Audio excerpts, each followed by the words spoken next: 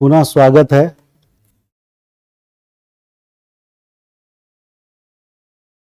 आगे बढ़ते हैं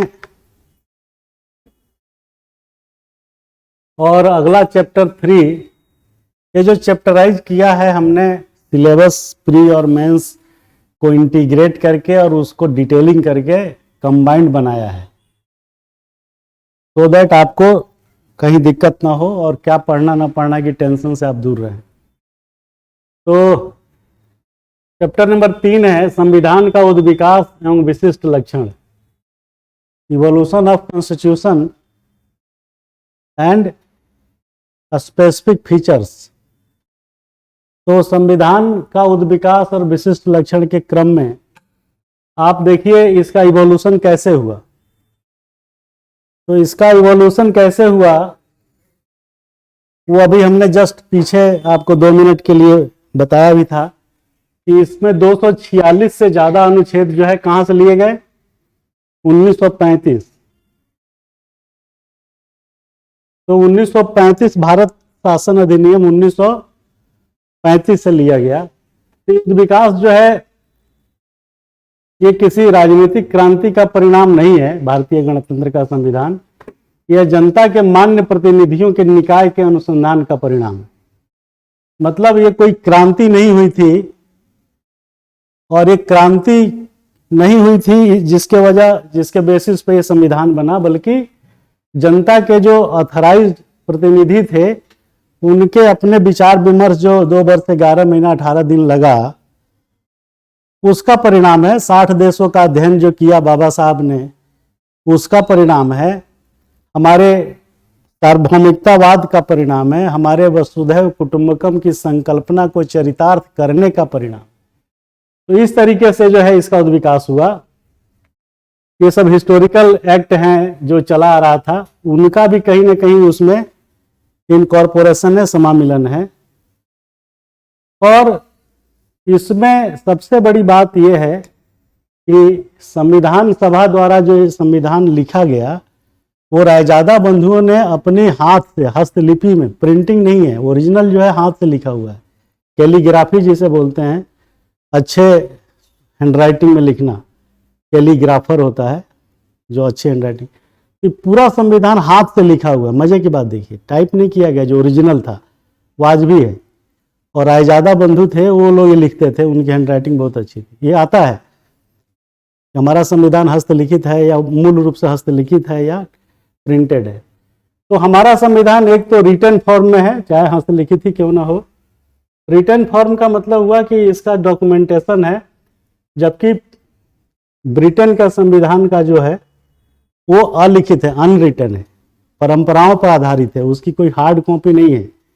और परंपरा कहाँ से आती है ये आपको थोड़ा सा जानना पड़ेगा कि जब पहले फेज में आदमी के दिमाग में कोई विचार आता है, आइडिया आता है, और विचार जो है बाद में पर्सनल हैबिट बन जाती है, विचार के बाद व्यक्तिगत आदत बन जाती है, उसके बाद फोकवे जन रीतियाँ आ जाती है, लोकाचार मोर्स आ जाते हैं, फिर रूढ़ियाँ उसमें जुड़ जाती हैं, तो परंपरा बन जाती है।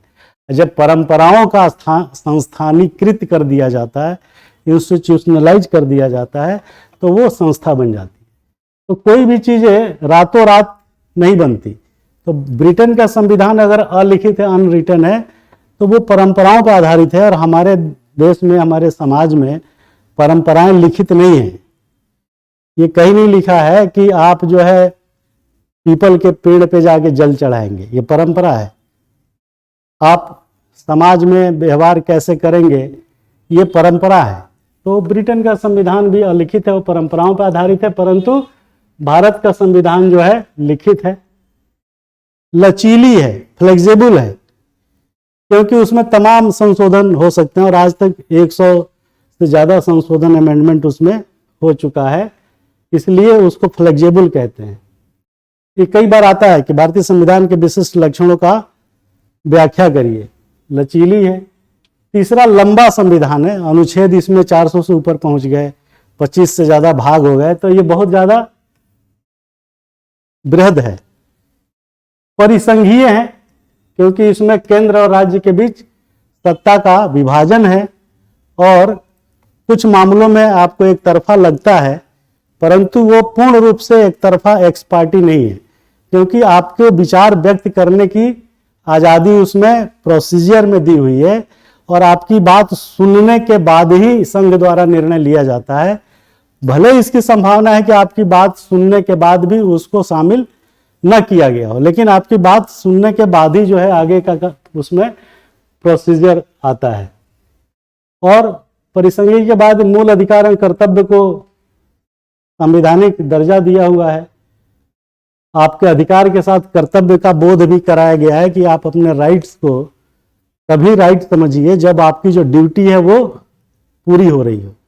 तो आज़ाद हैं लेकिन आप स्वाधीन हैं, निरंकुश नहीं हैं, तो आप अपने हिसाब से जो है अपने अधिकारों के साथ कर्तव्यों का ध्यान रखेंगे। संसदीय प्रभुत्व है। अमेरिका में राष्ट्र अध्यक्षात्मक प्रेसिडेंशियल टाइप ऑफ गवर्नमेंट है, जबकि इंडिया में ब्रिटेन की तरह पार्लियामेंटेरियन गवर्नमेंट है।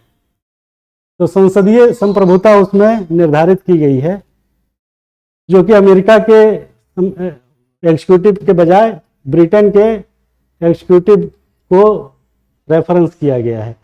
न्यायिक पुनर्विलोकन है, जुडिशियल रिव्यू भी है। तो आप इसको जब भी जरूरत पड़ती है माननीय सुप्रीम कोर्ट को, तो उसका बनाए गए कानूनों का वो रिव्यू कर सकते हैं और ये कह सकते हैं कि ये संविधान की मूल भावना के खिलाफ है, अतः इसे लागू नहीं किया जाए।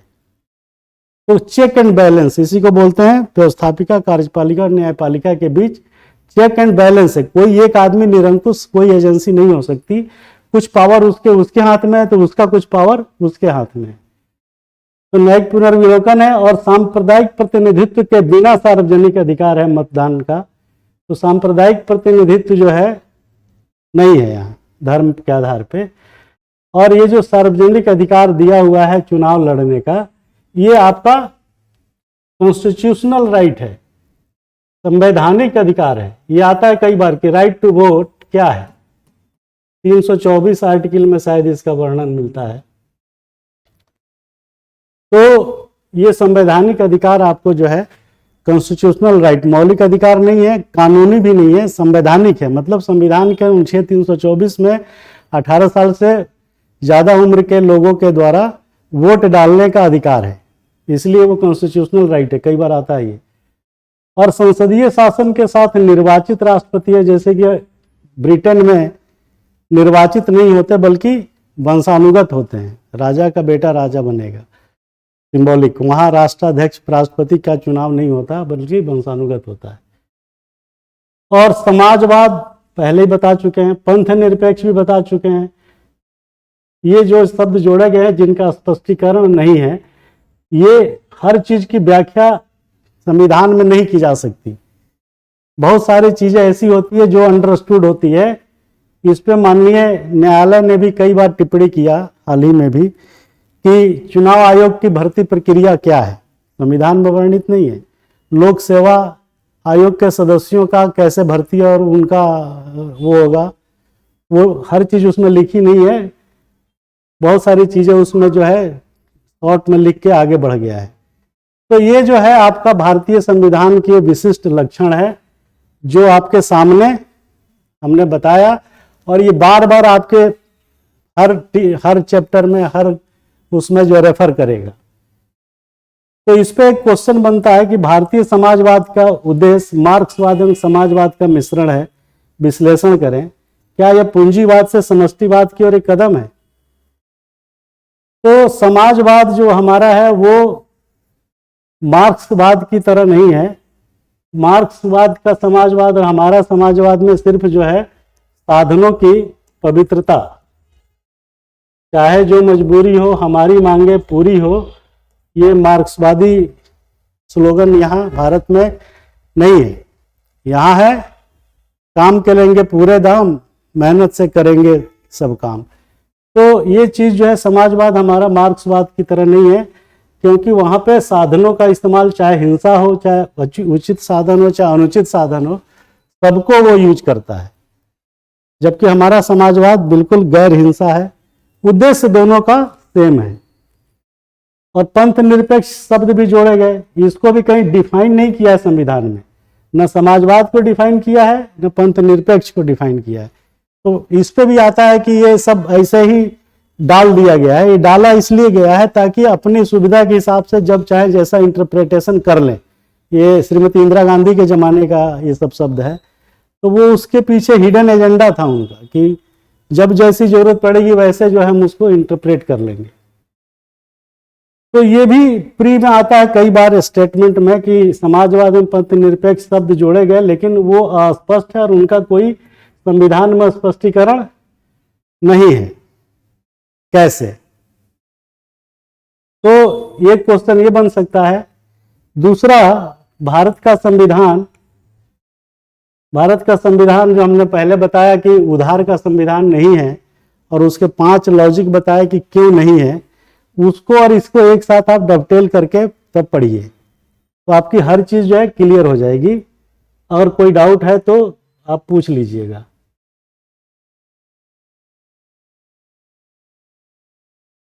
और प्रीलिमिनरी में खास तौर से ये क्वेश्चन आता है कंपैरेटिव का, मैच ऑफ द फॉलोइंग का। तो हमने चार्ट बना दिया है, इस चार्ट को आप देखिए और कंपेयर करिए कि कौन सा देश में किस टाइप का व्यवस्था है कॉन्स्टिट्यूशनल, और दूसरे को हम कैसे जो है कंपेयर कर रहे हैं। तो आज़ादी के 75 साल बाद भी भारतीय संविधान अपने मूल उद्देश्यों को प्राप्त करने में विफल रहा है। तो इस चीज की, इसका आंसर वही होगा जो हमने पहले बताया कि किस तरीके से जो है इम्प्लीमेंटिंग एजेंसी जो है एग्जीक्यूटिव है, वो भारतीय संविधान की मूल भावना या उसके उपबंधों को पूर्ण तरीके से लागू करने में विफल रही है। और उसके क्या रीजन है ये हमने बताया। मार्क्सवाद और उसका समाजवाद का मिश्रण है ये बताया, और ये होलिस्टिक अप्रोच को कैसे जो है डेवलप करता है संविधान हमारे देश की कार्यशैली में, राजनीतिक शैली में, ये बताया। तो फिर इसको यहीं पे इस चैप्टर को रोकते हैं और फिर आते हैं आपके पास 2-4-5 मिनट के बाद। कितना मिनट हो गया इसका? तो फिर मिलते हैं 5-10 मिनट में तीसरे टॉपिक के साथ। Thank you very much.